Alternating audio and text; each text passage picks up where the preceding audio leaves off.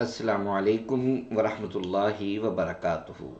سامعین و ناظرین، آج رسول اللہ صلی اللہ علیہ وآلہ وسلم کی بینی پر نور کا تذکرہ سناتا ہوں۔ ناک کا بلند ہونا اور نمایاں ہونا ہمیشہ سے عزت و عظمت کی علامت رہا ہے۔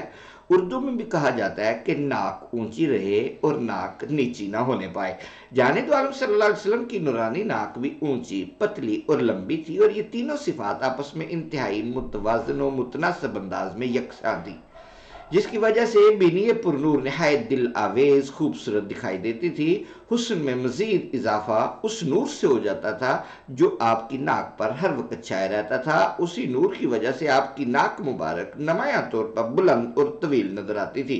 حضرت ہند ابن ابی حالہ کہتے ہیں، اقن الارنینی لہو نور یعلوہ یحسبہ من لم یتأملہ اشم ولیس باشم۔ اونچی بینی والے، اس بینی پر نور چھایا رہتا تھا، جس کی وجہ سے بظاہر آپ کی بینی خاصی اونچی اور لمبی دکھائی دیتی تھی، مگر در حقیقت ایسا نہیں تھا، بلکہ رفت و طوالت میں ایک خاص توازن و تناسب تھا۔ اعلیٰ حضرت نے قصیدہ نوریہ میں جانب عالم صلی اللہ علیہ وسلم کی پرنور بینی کو ظاہری صورت اور معنوی رفت میں لواء الحمد سے تشبیہ دی ہے۔ لواء الحمد اس جھنڈے کا نام ہے جو روز محشر جانب عالم صلی اللہ علیہ وسلم کے دست مبارک میں ہوگا، اور حضرت آدم علیہ السلام سمیت تمام انبیاء و رسل اس کے نیچے سر چھپائیں گے۔ جس کے زیر لیوا آدم و من سوا، جس کے زیر لیوا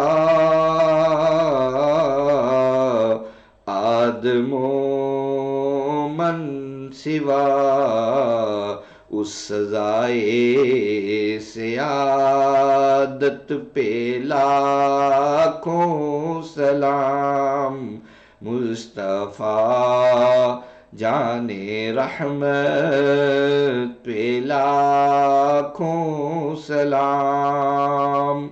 اور اس پر تاباں درخشاں نورانی شعلے کو نور کا پھریرا قرار دیا ہے۔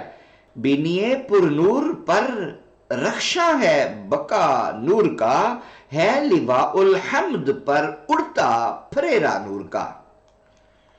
اب تھوڑا سا اس کی بھی وضاحت کرنا ضروری بن جاتی ہے۔